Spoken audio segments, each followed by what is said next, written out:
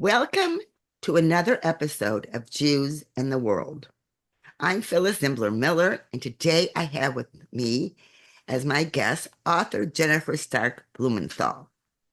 I found Jennifer through the fact that I came across the title of her new book. It came out uh, last month, Yeah. and it really caught my eye because the title is, okay, I gotta read it, Poles and Jews, a call for myth reconstruction.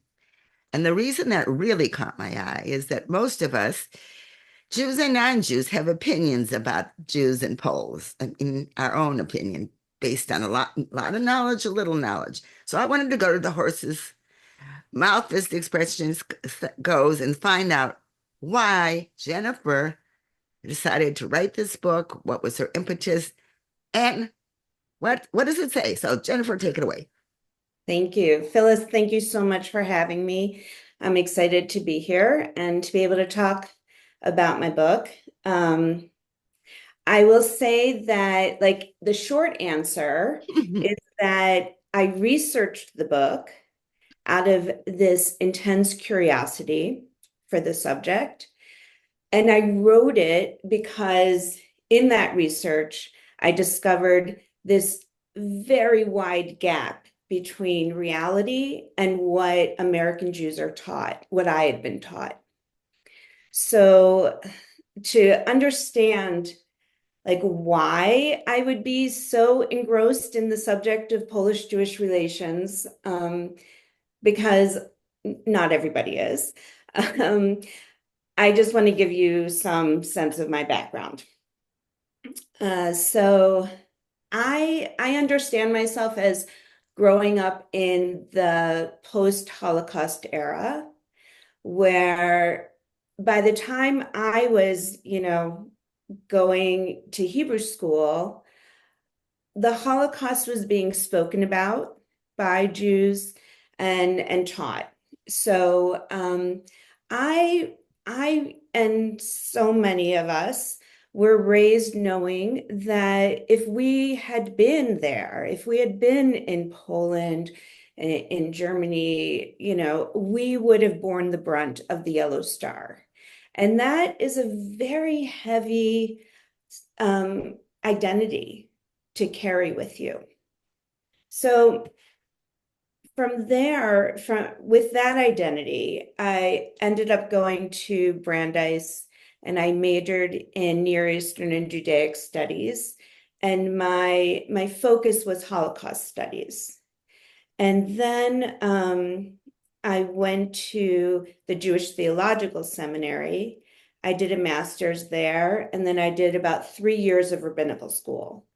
And again, with it was a broad education. I wasn't focused on Talmud, though I did Talmud.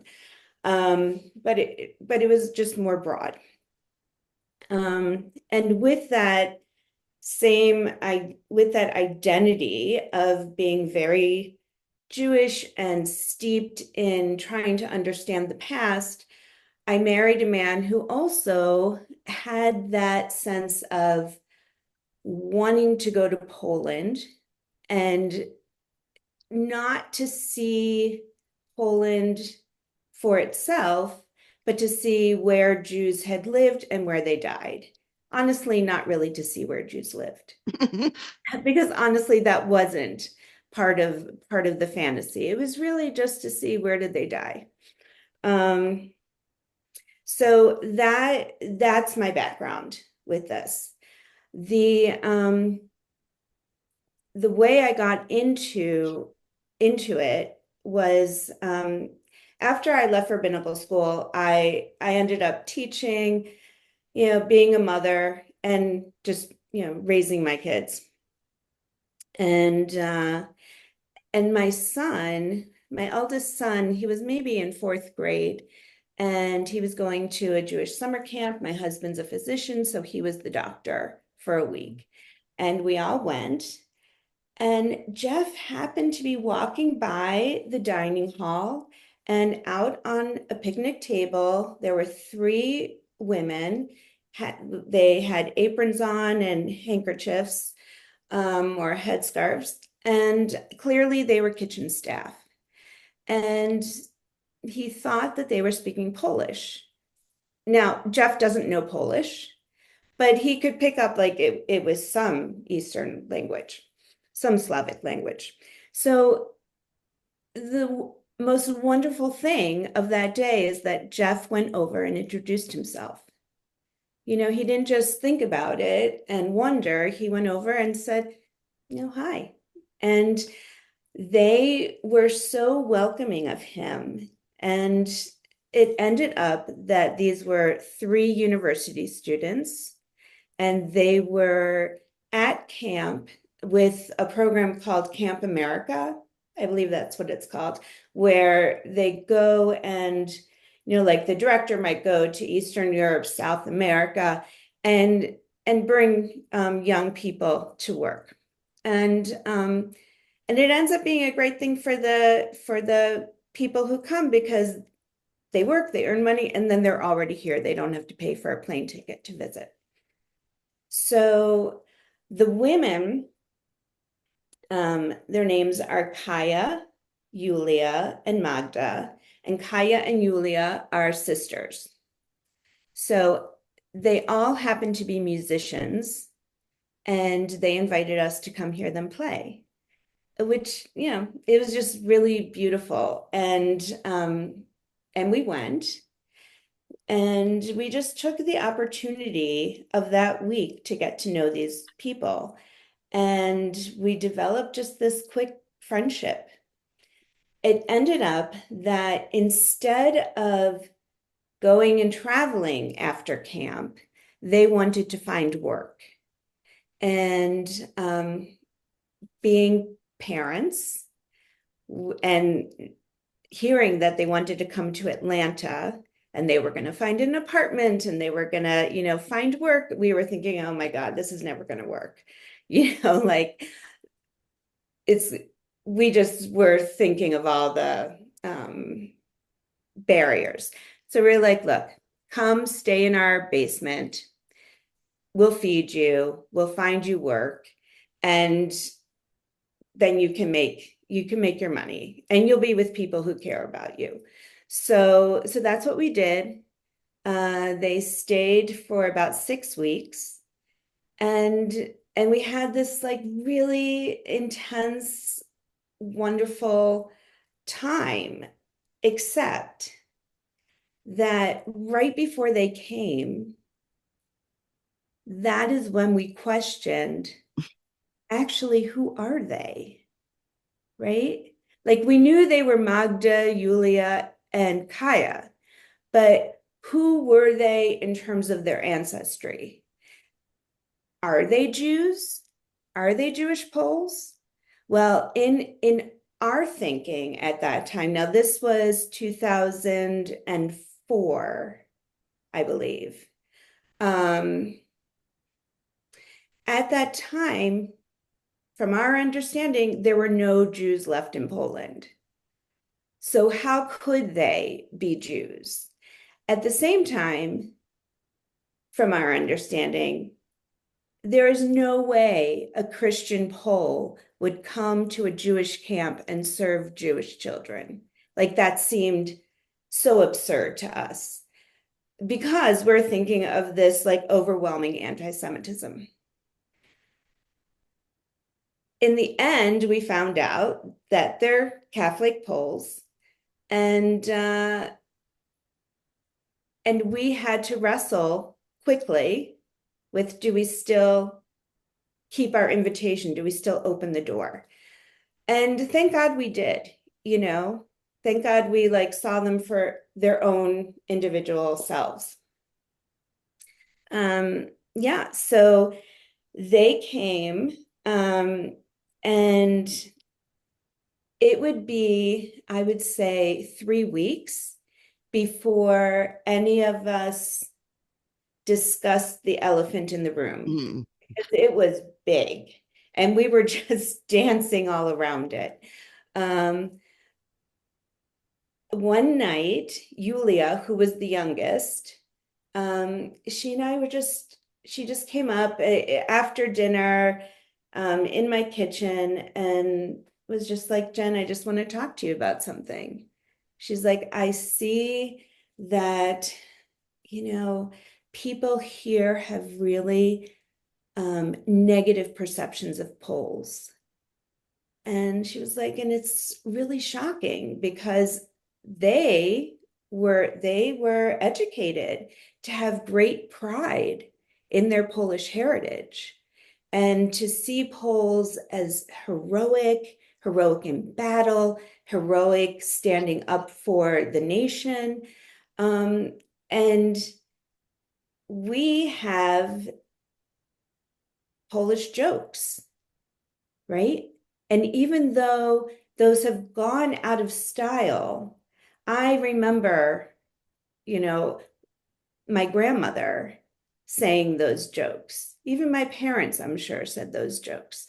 Um, we also, I acknowledge, like, yes, it's true. We look at Poles as um, uh, uneducated.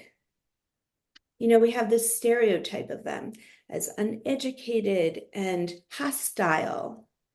And I said, and Jews see Poles as anti-Semitic. And um, from this conversation, that I have to say, it was very hard.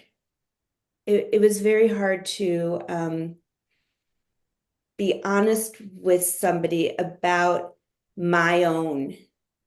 It's not just America's perception of Poles, right? Yeah. It was my perception as well. Um, so that was hard, but it really opened up this fabulous dialogue that all of us were able to enter into, in the evenings after dinner. And that's when shocking. It was really shocking to me. But they said, Jen, like, it's really trendy to be Jewish. Uh-huh, uh-huh.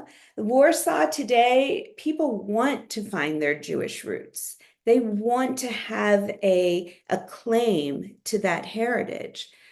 And I was just like, I'm smiling and nodding, but honestly, and this I have to say, like, uh, internally, I really questioned them, and I'm that my inner cynic was really flying. Uh, and then they shared that their uncle, his father is Jewish or was Jewish. He was killed in the ghetto.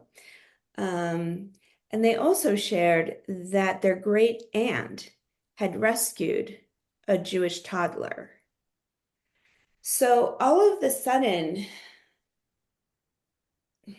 I didn't know how to understand them. I really, that cynic in me was thinking, are they just saying these things? Because it just felt too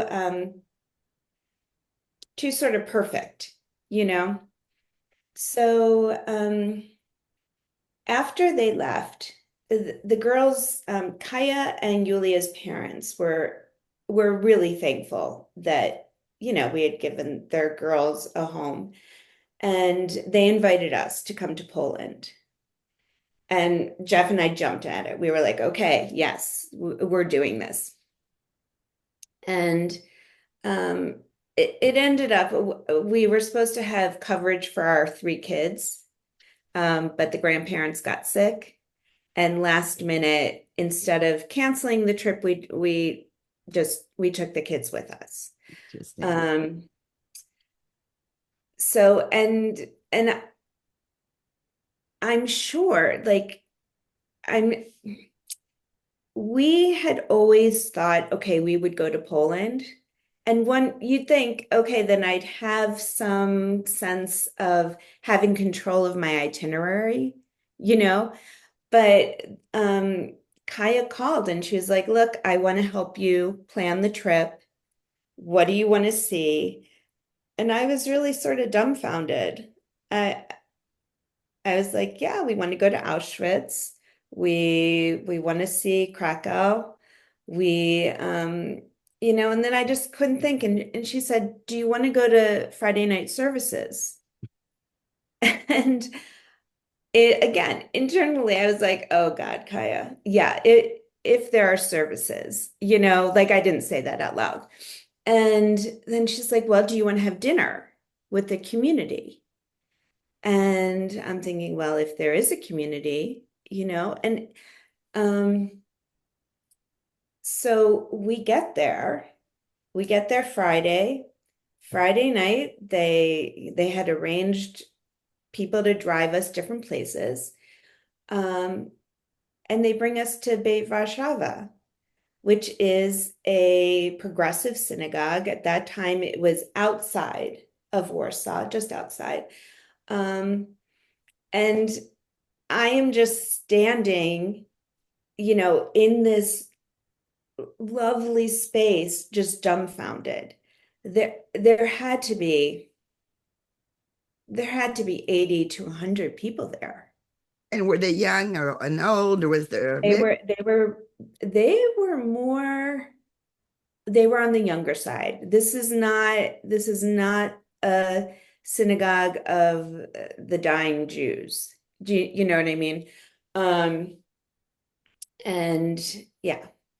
Um, and we had services were lovely in Polish, right? But also Hebrew. And and they also had a lecture.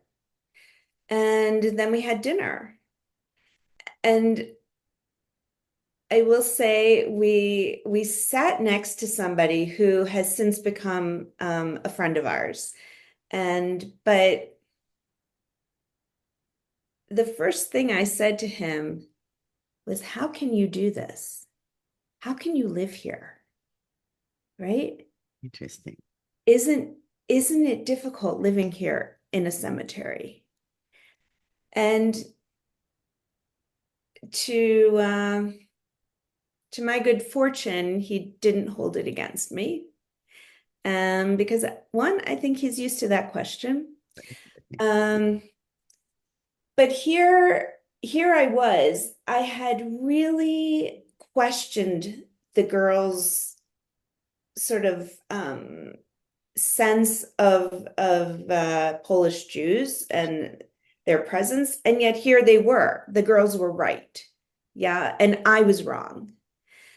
Um, and then we met Kaya and Yulia's father, Przemek, and he had taken off a week of work to be our tour guide. Wow.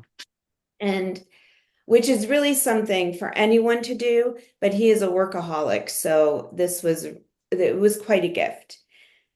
And he really wanted to show us his Poland. And yet we were very adamant. We were just interested in a Jewish Poland. We weren't interested in anything else. Um, which again, I'm very grateful that he didn't hold that against us. Um, but I will say we were having, a cup of tea in his mother-in-law's apartment. And I was thinking, okay, I don't have 3 weeks to dance around, the elephant in the room. I need to come right out and ask questions because otherwise, what am I here for? So Shemek is about my age, a little older. And so I figured, okay, he would have a good sense of what Polish Jewish relations were like. And so, it was just he and I. And I was like, okay, Pshemek, I just need to ask you, what is your sense? And he's like, Jennifer, Poles and Jews got along fine. And so remember, a focus of mine was Holocaust studies. I carried that interest into, my graduate studies. And I was thinking, that's not what I learned. So I was like, well, Pshamik, what about anti-Semitism? He was like, there was no anti-Semitism. And that just like, I went to just scream through the roof, which I didn't. And his understanding, which I understand now, he was raised in Soviet Poland, right? Mm, And he was raised to understand that there was an economic conflict between the Poles and the Jews, mm, but there wasn't anti-Semitism in the way that he was taught to define it, which is murder. Um, but when he that might be going too far. But when he said that, yeah, it was economic. It wasn't anti-Semitism. My guttural reaction was, what about the Polish camps? Like, what about the Polish death camps? And the minute I blurted that out, this like super kind, compassionate man just transformed. Like he got he didn't yell, he didn't yell, but he got very angry. And he said, Jennifer, those were Nazi death camps, and Poles were the first ones killed there. Auschwitz was built for Poles who, were the first inmates. And I honestly, it shut me up for a long time. Wait, I Hmm. need to ask you this just in a personal thing. I've Hmm. started a book project on Oh, good. my own called Things You Didn't Know About the Holocaust. Hmm. And one of the, why am I doing that? Because I realize how many things after years, I'm basically self-taught, that people don't know. They don't know that Auschwitz was not built as a death camp, that it was Hmm. built to hold Polish. And I think that we all do a disservice by not knowing this information. Hmm. And Absolutely. And whereas I think the Polish government has gone too far, and what we're not going to talk politics and what you can say and not say. Yes, the Nazis built the Polish camps. Yes, and many Poles willingly participate. That's a different story. Hmm. But I Hmm. think that American Jews really do not know this history. They Right. just know Auschwitz, death camp. So I'm glad you brought Mhm. that up because I'm always looking for those pieces of information to share with people. Okay, go ahead now. Um, well, I think like that was the impetus for for this project. Because I was thinking I'm an educated Jewish woman in this field, right? And yet I didn't remember ever reading that about Auschwitz. And I questioned myself, maybe I did read it, but I didn't retain it. It wasn't important to me. And um, and here was this Jewish community I thought didn't exist, and yet here it is sort of building itself again.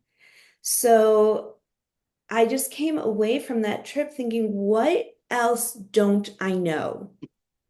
What what don't I know? What wasn't I taught? And what did I ignore? Maybe I was taught it and just let it go. Um, so that's why I started researching. Uh, I was really lucky. I didn't have a job at that time. I mean, I did. I was raising my children. Um, but I just became obsessed with this topic and subject. Yeah.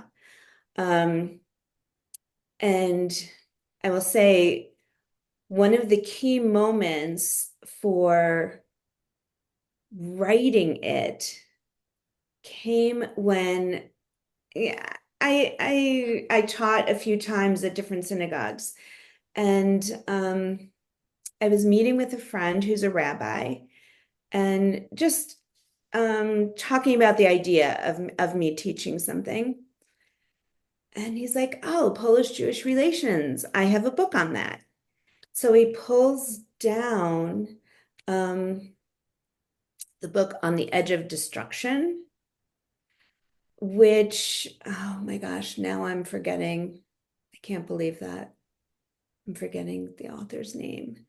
Um, it basically it was a very popular book, um, but it was the only book he had on the topic of Polish-Jewish relations. And from the author's viewpoint, Polish-Jewish relations had always been bad, Mm. right? So it's sort of like, it was almost like you could see it coming, in hindsight, but you could see it coming, and this is why. Um, And I was just thinking, oh my gosh, this is our leader. This is like our communal leader, and this is what he knows about the subject.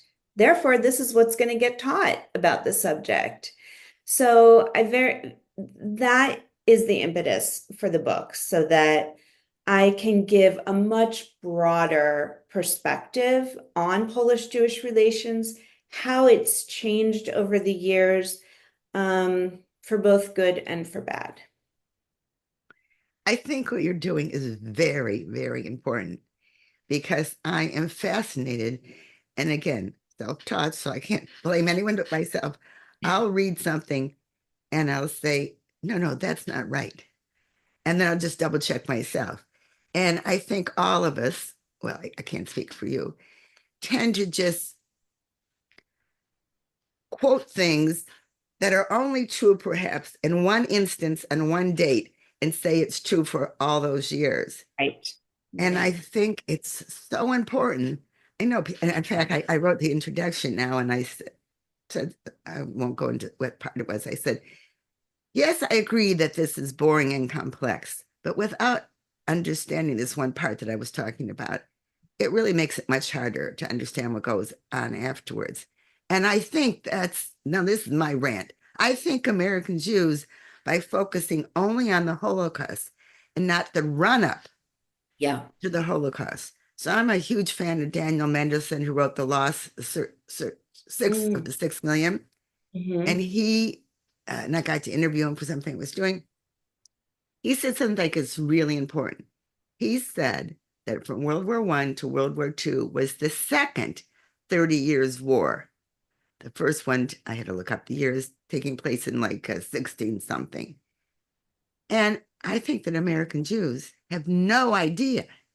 And I'm not talking politics, but I Hmm. feel now, because I have another channel that I do anti-Semitism interviews, that if we don't start paying attention to the parallels between the years between World War I and World War II, I don't want to say this vulgar expression like get caught with our pants down, whatever the expression is, but just focusing on the Holocaust without understanding what led to it is Hmm. going to be a big mistake for our own freedoms in Western civilization. Okay, that's my rant. And we'll leave it at that. That was good. Um, I would say that the interwar period between World War Yeah. One and World War Two um, is fascinating for a multitude of reasons. Psychologically, it's fascinating because you're rebuilding um, the Polish nation because it had been partitioned and taken over, and so since the late 1700s, all of a sudden you have independence.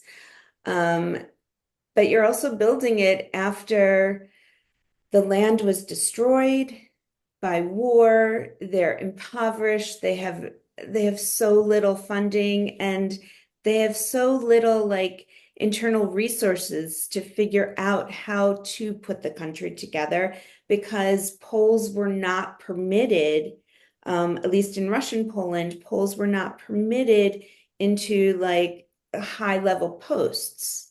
So, yeah, it was a very complicated and difficult time. And yet, and this is what, American Jews don't realize. I think we see that time period, right, as purely anti-Semitic. Uh, but it actually, it was a glorious time for Yiddish culture and for the blossoming of the Yiddish writer and the Yiddish theater, and the Yiddish press, so it was an amazing time of freedom to speak your language and to see it out there in the culture. Um, and also, I think part of the messiness, part of the messiness is that not all Jews think the same, right? So you had you had Jews who, who did love the concept of the Polish nation.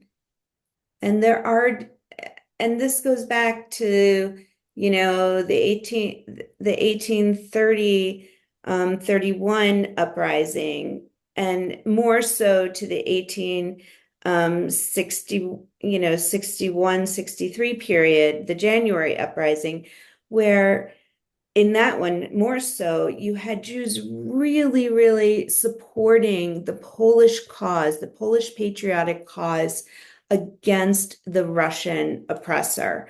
And once that was squashed, then what do you do? Poles wanted the Jews to continue supporting them.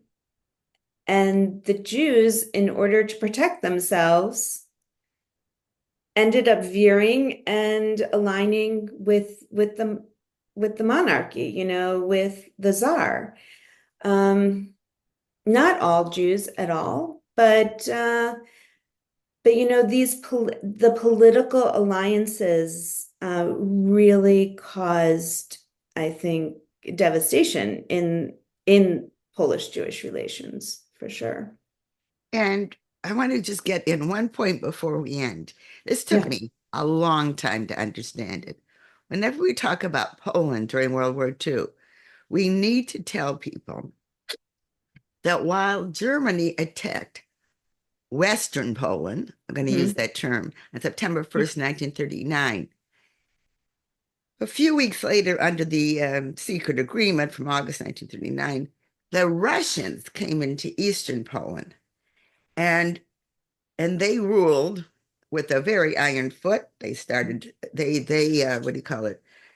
Deported Jews to Siberia, not because under Nazi regime, but because they might be too free thinking or whatever. And Along so, with Poles. yes, and along with Yeah. Poles, Hmm. absolutely. And so, what the things that I was very surprised in my reading about Poles, and so when the Nazis broke that non-aggression pact on June 22nd, 1941, which is a year and 9 months later, that changed the whole culture because some Poles welcomed the Nazis because they were so furious at the Soviets and thought the Jews helped.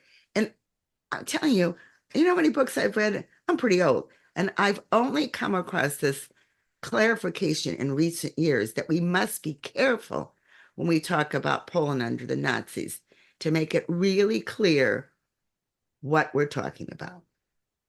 So you're saying the clarification that Poland also was occupied by the Soviets. Is that what you Yes, mean? Hmm. Hmm. yes. And Yeah, to, and to- and it was a very different circumstance. And Jews had um, the Soviets trusted Jews to take on leadership positions, and the Poles were kicked out of leadership positions. So you get that internal strife, and Right. it wreaked havoc.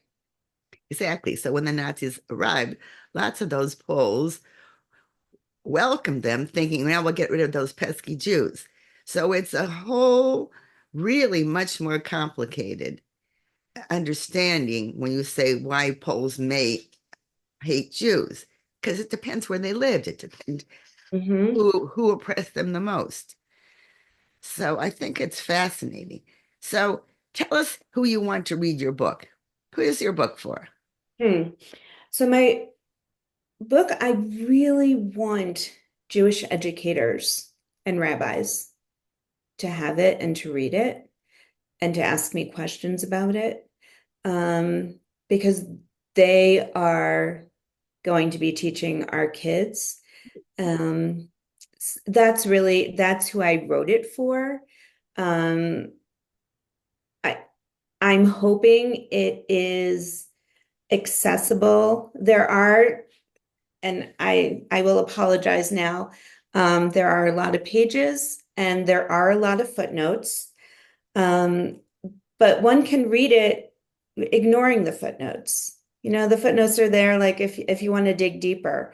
But you can read it ignoring those numbers. And I think anyone who wants a more solid understanding, whereas because I present the Polish perspective and the Jewish perspective, and I present the, let's say, the hardcore myth of that both hold, and try to demonstrate how that doesn't stand up. So I hope that I mean, the myth of animosity between the two groups. Is that what you're talking about? the myth each, oh, there are lots of myths, Okay. right? Yeah, we don't But have time like, to go through all of yeah, them, but just but like the myth of the good Jew, bad Pole. I think that's like super simplistic in the way I said it, but we did all good. We oh, were wonderful. And we're the victim, they're the victimizer. And it's very clear at the same time, they're also the victim and we are the victimizer. There are so many different layers to this story. It spans more than 800 years. So that's what I want people to know. It's not simple, it's extremely messy, but if you don't get into the mess, you won't understand, and you won't understand what the Polish person across from you is saying. so does your book start 800 years ago? It does. The book is not centered on the Holocaust, though I have several chapters relegated to that. I really wanted people to get a broader understanding because American Jews are so Holocaust centric, and there was all this life beforehand. So I really wanted to provide one volume that people could use as a resource to to say, okay, what was going on then? Yeah. Excellent. Okay. Unless Jennifer wants to add anything that I really didn't give her a chance to say, I will say that the book is available on Amazon, and I'm going to give the link in the description. But as I'm going to write there, I don't get anything for this. This is not an associate link. I'm just, as always, my role is to help educate and help people get their hands on this kind of education. So I think what you've done is amazing, Jennifer. I'm so glad that I came across the title and wanted to share it with my listeners. Is there anything else you'd like to say I would besides just, 4 hours? But I mean, yeah. I would just say that we all have opportunities, um, that come up, and to I I would really sort of support people in being curious about those opportunities and taking the opportunities to get to know somebody else. I would end with that because I think it's lovely. But there is one thing I thought of. If you want educators to reach out and ask you questions, is there a way to do that? Do you want it through LinkedIn? I, I mean, it can be through LinkedIn for sure. I also I need to build a website. yes, you do. Definitely. Yeah. So that's I mean, I'm not trying to be, but I'm big about protecting someone's privacy to a certain extent. So I'm not going to ask her to put her email for this podcast. And that's why, since she and I did some connecting through LinkedIn, yeah, LinkedIn is very good. it's a good way. And if not, she's going to build a website so you can reach out. Right. Okay. Also, Okay. also Facebook is fine. Okay. Yeah. All right. So thank you very much. I'll wish you a early happy Thanksgiving and an Thank early you, and you Shabbat too. Shalom. Shabbat Shalom. And in case anyone's wondering, yes, I have a cold. That's why I sound funny. But I did not want to cancel this important interview. So thank you so much, Jennifer. I really Well, appreciate it. thank you so much, Phyllis. I appreciate the opportunity.